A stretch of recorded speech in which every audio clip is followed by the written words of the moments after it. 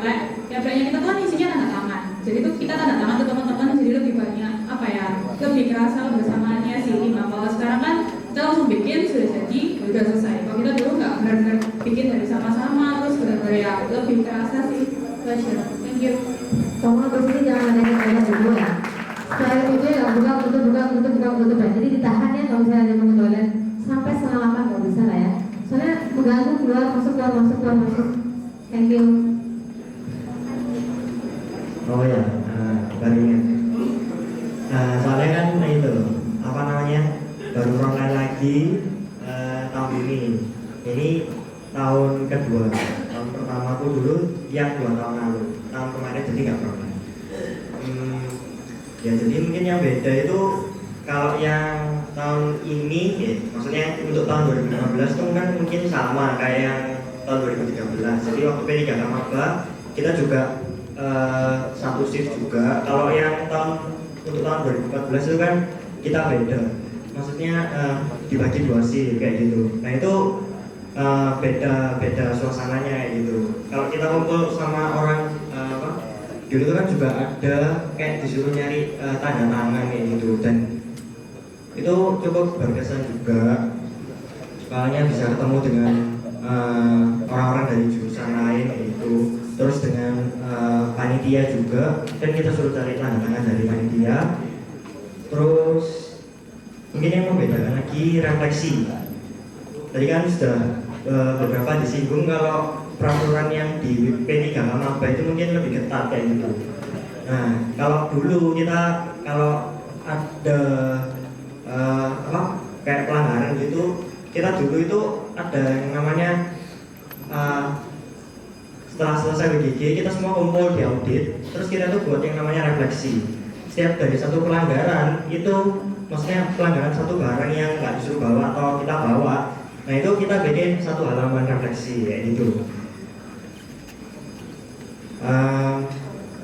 Itu sih mungkin kesannya. Terima kasih, boleh kembali. Saya suruh mereka sharing itu ada tujuannya. Oh, kalian boleh duduk lagi.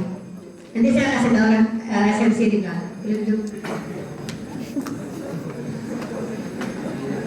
Jangan ketawa. Kenapa ketawa? Tepuk tangan ya buat teman kita yang di belakang.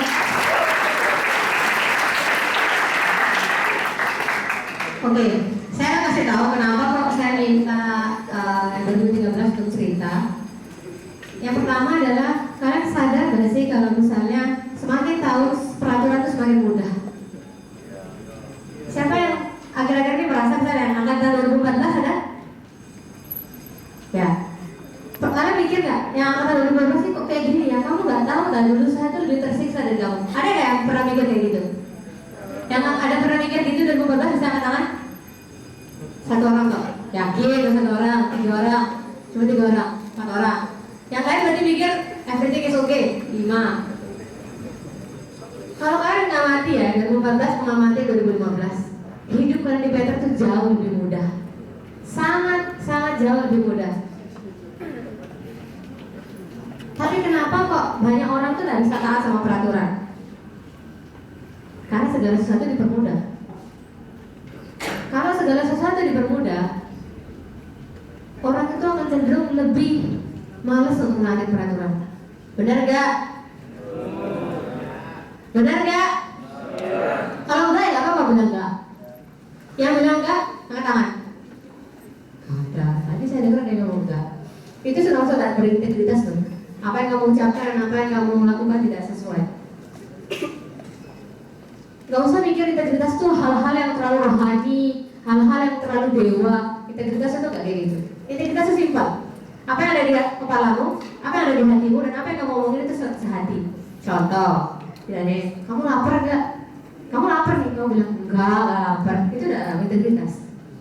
Tanpa kita sadari, ternyata setiap hari itu kita berperan sama namanya integritas. Kalau orang mikir tuh integritas itu terlalu holy, terlalu rohani, karena salah. Integritas itu seumur hidup kamu belajar. Gak ada orang yang hari ini bisa mengklaim dirinya saya adalah orang yang berintegritas, itu bohong. Tapi masalahnya adalah kalian ini adalah front line, nanti akan mimpin. Kamu bisa tadi dengar cerita angkatan 2013. Mereka bilang dulu kita P3K maba nih harus ngantri gini, betapa sulitnya. Tapi kenapa kok kita itu berkesan? Karena kita tuh dilatih. Kita berlatih, di situ berlatih namanya disiplin, berlatih namanya apa? Enak gak sih latihan disiplin itu? Gak enak. Tapi kenapa kok itu adalah hal yang paling berkesan? Karena itu ngajarin kita banyak hal. Nah kalian frontline, kalau kalian cuma mengikuti proses yang sudah sangat dipermudah dari tahun sebelumnya aja nggak bisa taat, buat apa jadi frontline? Contoh simpel, kemarin raplan, kalian bingung nggak cari apa sih raplan tuh ngapain aja? Raplan gigi. Ada beberapa yang dikasih aja, boleh nggak sih minta slide-nya? Bingung tuh. Tapi saya tuh aneh, di peran karena sudah dikasih video, dikasih link, dikasih PPT, semua dikasih. Tapi masih ada yang nggak buat notulen, masih ada yang copy paste notulen, masih ada yang notulen itu diacak-acak jadi spasinya itu 2 baris, 3 baris.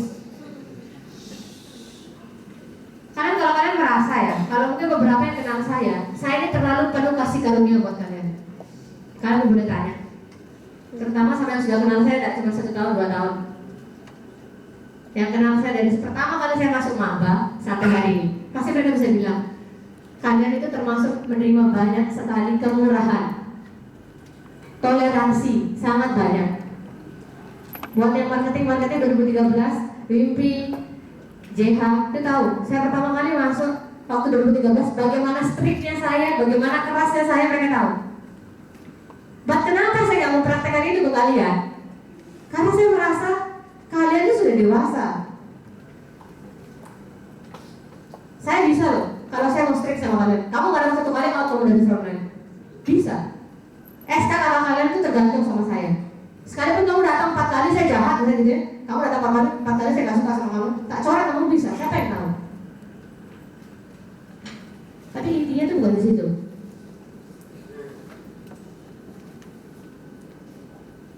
Dan kenapa tadi saya minta 3 orang itu berdiri di depan? Saya cuma pengen tanya sama 3 orang di depan. Waktu ada orang ngomong dan kalian di belakang gak dihirauin, kalian kayak patung tidak ada artinya di depan. Senang, enak gak? Yang 3 orang tadi maju. Kan saya minta tolong ilustrasi nih. Anggaplah mereka itu adalah kalian yang tadi duduk gitu kan. Berbicara ngomong dengan antusias gitu, nyiapin PPT 10 hari 10 malam gitu. Terus kalian ngobrol gitu kan. Sama kayak tadi saya suruh mereka berdiri tapi saya nggak mereka di belakang misalnya. Gak menganggap mereka mau berdiri kayak mau capek, kayak mau apa terserah mereka gitu. Enak gak? Nanti gue belakang bisa berdiri terus kasih tau enak atau tidak? Gak enak? Gak enak. Sama. Kalau kalian mau bilang capek, kalian cuma datang Raden 4 kali, pembekalan berapa kali? Kamu boleh tanya background berapa kali rapat. Dan mereka juga harus ikut acara kalian ini dari awal sampai akhir. Saya nggak mau bagain background, enggak. Tapi kalau kalian bilang capek, banyak tugas, kita juga kuliah, men. Kamu pikir kita ini kuliah panitia? Kuliah jurusan panitia? Enggak. Kita kuliah jurusan manajemen lah, teknik dan segala macam. Next ke depan, saya akan perketat segala sesuatunya. Why? Karena saya sudah kasih kalian kemurahan untuk 3 kali radio dan 1 kali pembekalan. Tapi saya rasa kalian semua butuh untuk dipaksa. Jadi buat next tidak ada nama toleransi, tidak ada namanya kasih karunia. Salah akan tetap salah dan benar akan tetap benar. Kenapa? Supaya kalian merasakan waktu kalian dikasih sesuatu itu enak, kamu tidak menghargai, semua itu bisa hilang dari kamu. Jadi buat next, kalau kalian mau izin pulang duluan dan apa, kalian harus tunjukin bukti chat yang saya sudah balas atau bukti SMS yang sudah saya balas. Kalau saya nggak balas, itu artinya kalian melewati peraturan yang sudah dibuat. Contoh, kamu baru ngechat saya hari ini. Peraturannya H- berapa hari? H- berapa hari? 1 atau 2? Yang saya 1 atau 2? Atau buat problem begini besar? Yang punya peran, bukan punya begini besar. Yang di PPT saya waktu pertama kali saya sebutin 1 atau 2? Yang bilang 1 angkat tangan? 1 orang. Yang lain 2 berarti. Atau saya yang amnesia ya, saya buatnya 2 sih. next? Saya tuh waktu lihat ya, saya tuh tahu kalian banyak kerjaan, sedih gitu, ya kasihan ya, belum dibalas chatnya. Ada yang bahkan saya balas chat itu hampir 2 hari.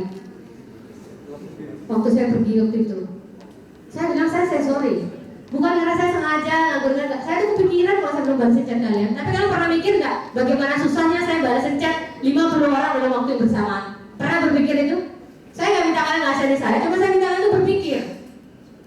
Ini hal yang simple, tapi itu mempengaruhi hidup banyak orang. Bisa aja kalau saya nganggurin kalian mau saya balas, sebetulnya itu hak saya. Tapi saya tuh mikir gitu loh, kasihan dia nanti tungguin chat saya bagaimana gini. Kenapa? Karena generasi sekarang itu rasa peduli sama yang lain itu kurang.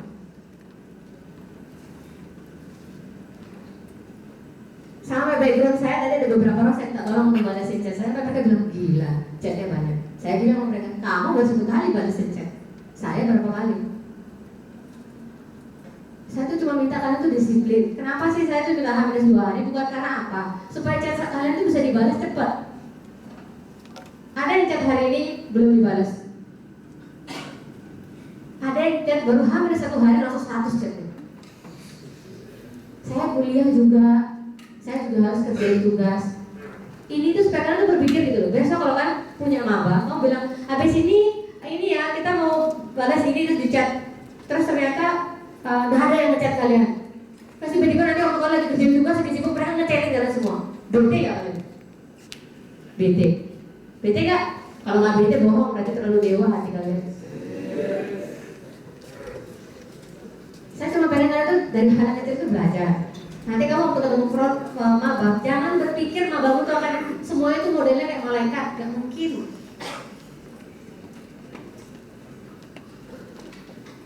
Berbicara tentang integritas hari ini, waktu kalian daftar di Frontline, sudah tahu dong Frontline itu kayak ngapain aja?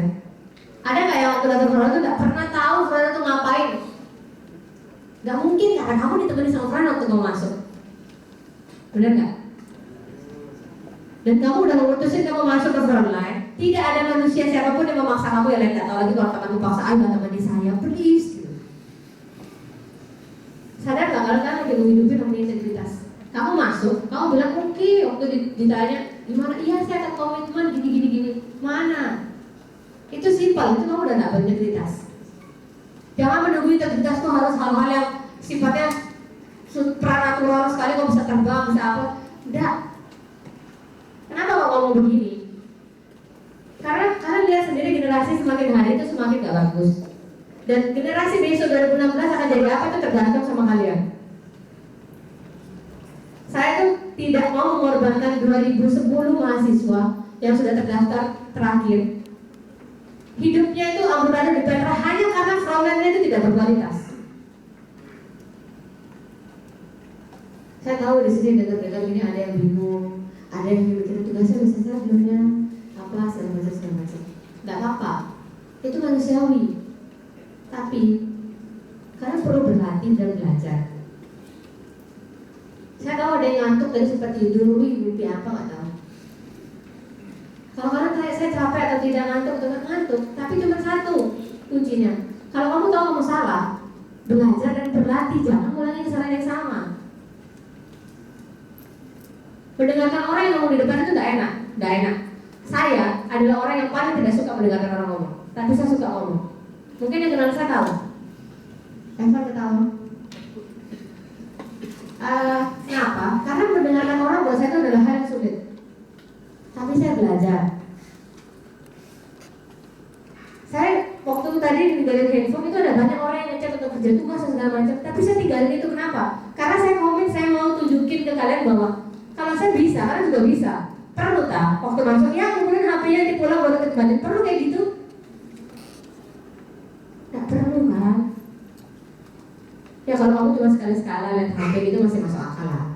Mungkin penting. Tapi kalau waktu bersih-bersih, waktu berdoa, ya itu kan nanti gak masuk akal. Kamu waktu berdoa aja masih pegang HP itu di kepala kamu ada apa gitu. Berdoa gak sampai 1 jam. Sekali kalau saya suruh, ya kita hari ini akan doa syafaat ya dari doa sama ceria dan besok pagi kok main HP bosan wajar. Doa lu cuma 5 menit, gak sampai mana. Saya akan masuk langsung. Kemarin waktu pembekalan saya pulang duluan. But saya menerima beberapa laporan. Ada yang kerja tugas sambil pembekalan. Mungkin yang kerja tugas senyum-senyum gitu kemarin ya, yang kerja tugas waktu pembekalan. Saya mau kasih tahu ke kalian. Hari ini saya datang ke Aplen, itu saya meninggalkan tugas yang harus dikumpulkan besok.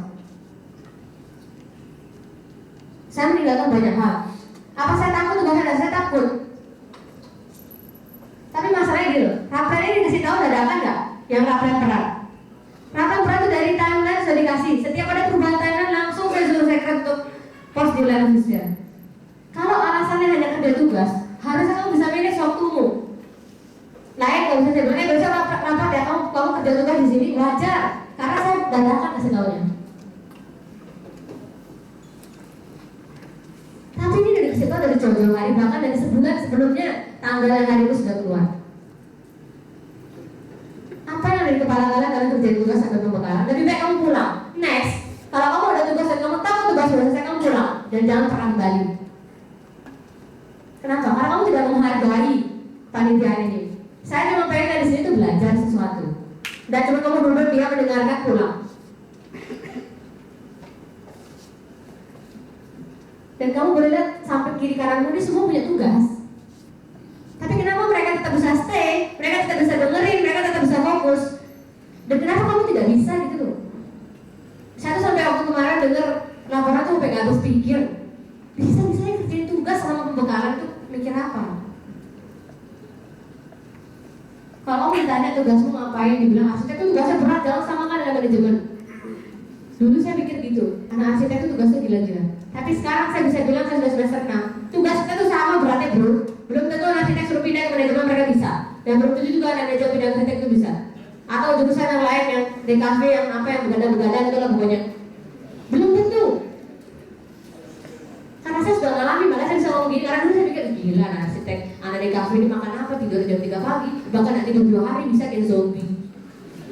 Tapi kamu jangan salah loh, anak manajemen itu ada yang begadang sampai pagi, kerja tugas, bahkan nggak tidur, bahkan cuma tidur 1 jam. Baru selesai presentasi, siapkan presentasi jam 4 pagi, setengah 7 harus sudah ke kampus, jalan dan persiapan dan segala macam. Jadi jangan pernah berpikir kalian yang arsitek tugasnya paling banyak, DKV, teknik industri atau jurusan apapun kalian. Sekarang saya ngomong mungkin kalian mikir ketawa-ketawa gitu. Saya boleh kasih kamu percobaan. Kamu pindah ya, sekarang yang jurusan arsitek, pindah ke semester 6-nya manajemen. Kalau kamu bertahan, bilang tidak mengeluh, bilang gila, luar biasa kamu mengeluh. Saya bisa ngomong gini karena sudah melewati.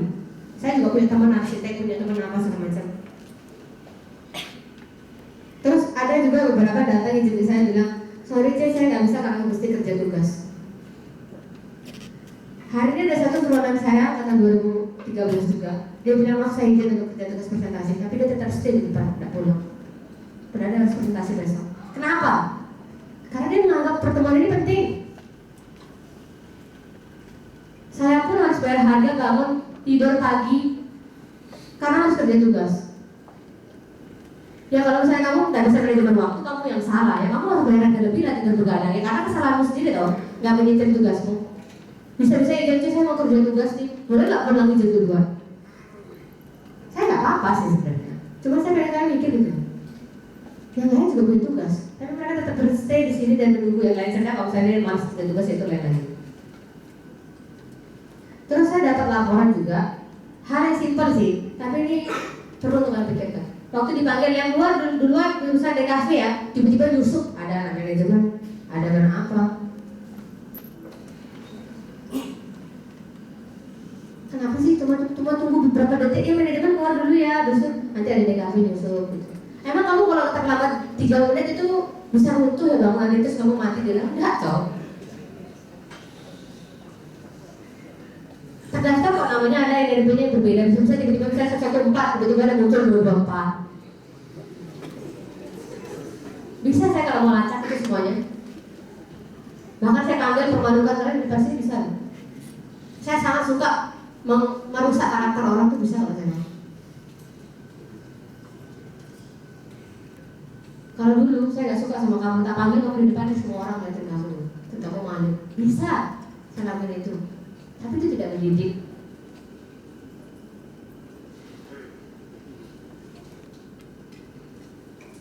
Udah gitu, kayak tadi saya tanya, ada yang mau HP ya gitu ya.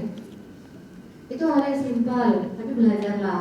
Saya pun belajar terus. Saya pernah capek, pernah nggak bosan sama pembicaraan tinggal kelas gitu, pernah. Tapi kalau saya sudah sadar itu ya berhenti, jangan sadar tapi dibiarin terus gitu loh. Waktu raplen itu ya, saya lihat frontal itu, anak ini sibuk ngapain sih di belakang gitu ya. Saya di depan mobilnya saya tenang-tenang, haha hihi gitu di depan, duduk di depan enggak. Saya tuh perhatiin kalian, bahkan kalau saya bisa duduk sama kalian, saya mau duduk sama kalian, nggak mau duduk di depan.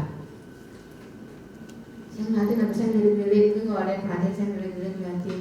Sampai saya tuh ngomong sama bagian acara, kenapa sih kok Flora jauh-jauh duduknya, besok-besok Flora suruh duduk di belakang sini biar saya bisa lihat. Karena satu di sana, satu di sana. Saking saya pengen lihat kalian gitu loh. Next buat izin tolong H-2 hari ya. Pokoknya kalau misalnya chat saya nggak balas saya, itu artinya nanti background tidak akan menganggap itu sah. Terutama kalian yang telat juga. Kalau misalnya kalian telat, tunjukin chat kalian baru boleh masuk. Dan buat hari ini tuh background nggak telat. Tapi karena hari ini memang kita ada ukur baju dan bukreknya kewalahan karena manusia kita terlalu banyak. Hari pun tidak selesai ukur. Jadi makanya kenapa tadi kalian harus menunggu lama. Tapi saya juga minta maaf karena memang tidak ada waktu lagi yang lain untuk mengumpulkan kalian selain hari ini. Tapi ada juga yang tanya, kenapa kok molor 30 menit? Itu nggak molor teman-teman. Kita open gate jam 5. Ready segini banyak manusia nggak mungkin 1 menit. Berat gitu kayak di luar. Bisa tahu sebenarnya teman-teman, nggak mungkin kita butuh waktu 30 menit. Jadi buat besok, kalau misalnya open gate di bulan jam 5, itu artinya kalian dianggap telat setelah setengah 6. Kemarin berapa menit ya telatnya? Atau nggak ada ya? 10 menit atau 15 menit? Ya, saya lupa. Karena 10 atau 15 menit saya cek lagi peraturannya. Baru kalian dianggap telat. Jadi kalau misalnya di luar jam itu kalau masih ada kelas sudah tidak apa-apa, tidak perlu izin. Ya, saya pertegas lagi, jangan ada yang chat saya lagi. Dia kelas jam 5, terus begitu misalnya kelasnya setengah 6, open gate dari jam 5. Berarti kan kamu setengah 6 telat atau enggak? Telat atau enggak? Enggak toh, jadi nggak usah izin. Ya, mempermudah toh. Ya. Di sini di tangan saya sudah ada data frontline yang tidak datang sebanyak 2 kali untuk pembekalan dan radif di sisi perak. Rapel begini saya nggak hitung karena memang rapel begini sempat datang beberapa kali pertemuannya. Tapi kalian mikir apa sampai nggak datang 2 kali? Kalau nggak datang 2 kali dan alasannya jelas nggak apa-apa. Bahkan ada yang namanya sudah coret dari panitia frontline. Ya karena dia tidak bisa mengikuti prosesnya. Buat apa saya pertahankan orang yang tidak mau dipertahankan? Dan saya mau tegaskan ya, saya kemarin udah bilang, saya mau tegaskan di kalian. Sampai divisi peran terakhir dan selesai, itu baru kalian dianggap sudah selesai mengikuti semua peraturan. Jadi misal, ternyata saya dapat laporan waktu hari H, kalian itu membebaskan maba kalian tidak melakukan peraturan yang seharusnya. Tak coret kamu bisa, SK kamu nggak keluar bisa. Jadi tolonglah berhati-hati dan jagalah hidup kalian. Di sini di beberapa sini ada orang yang saya kenal dan saya sangat percaya sama orang itu. Dan saya bisa jadikan mereka jadi intelijen saya. Ada beberapa yang saya kenal dan saya tahu orang itu memang orang yang bisa dipercaya. Dan kalian nggak tahu kan orang-orang siapa dan saya nggak boleh kasih tahu.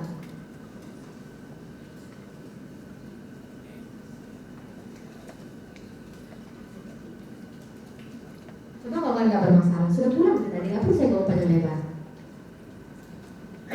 Terus tolong juga peraturan begini ada nggak begini besar bisa deh. Supaya kan nggak bertanya-bertanya lagi, saya akan pertegas peraturan begini besar.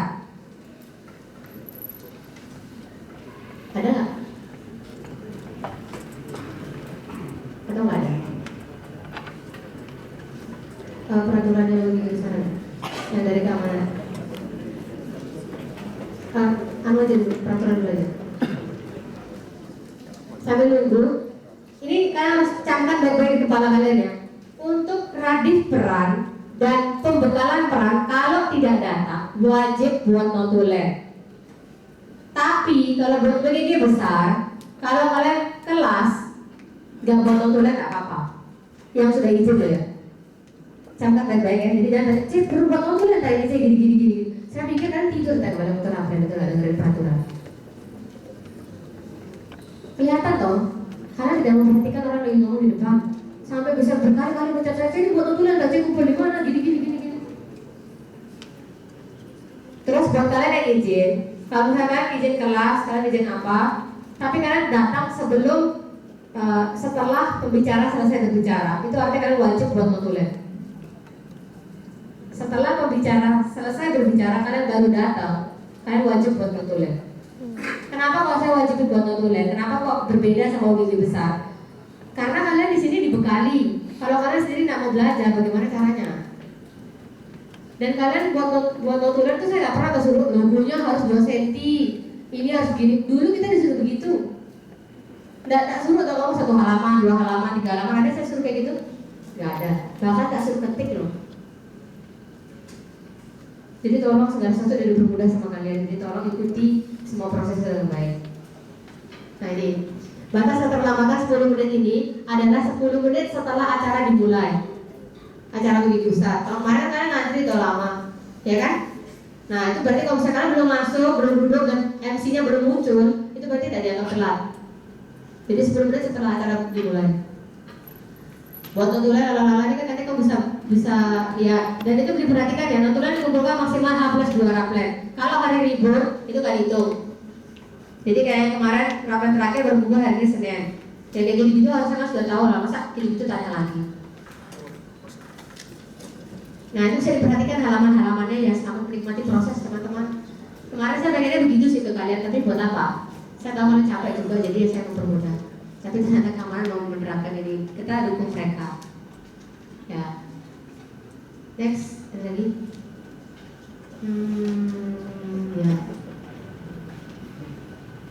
Oke, ya. Nah teman-teman, habis ini timeline sekalian. Oh nih, tolong diperhatikan yang ini yang paling penting ya. 3 kali tidak hadir raplen, maka SKKK tidak akan keluar. 3 kali ini terhitung juga nanti ada simulasi UGG, ada camp UGG. Kalau alasannya gak jelas, SKKK tidak keluar. 1 kali tidak hadir waktu hari H, maka SKKK juga tidak akan keluar. Jadi misalnya hari H kan datang tiba-tiba karena ketiduran gitu ya. Ya, saya bisa perjuangkan, tapi kalau memang dari atasan tidak mengizinkan ya mohon maaf. Diperhatikan ya ini. Dan di peran juga ada peraturan. Maksimal tidak hadir 2 kali dengan alasan yang maksimal tidak hadir 2 kali dengan alasan tidak jelas, SKK kamu tidak akan keluar. Itu yang di peran. Saya udah ngomong kemarin waktu saya briefing peraturan saya pertama kali. Next timeline.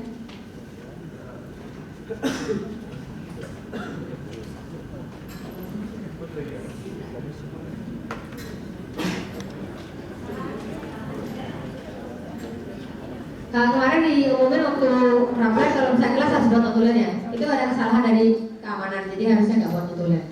Nanti kalau misalnya ada perubahan lagi, saya akan informasikan lewat official ya. Timeline? Ini terakhir informasi yang saya dapat itu tidak berlaku. Tapi nanti kalau misalnya ini berubah lagi, saya akan tanya lagi. Saya akan informasikan ke line official. Jadi tolong saya nggak mau dengar alasan kalian tidak pernah buka line official. Ya, tolong perhatikan. Next, timeline. Ya kayak gini wajib menggunakan standar universitas segala macam.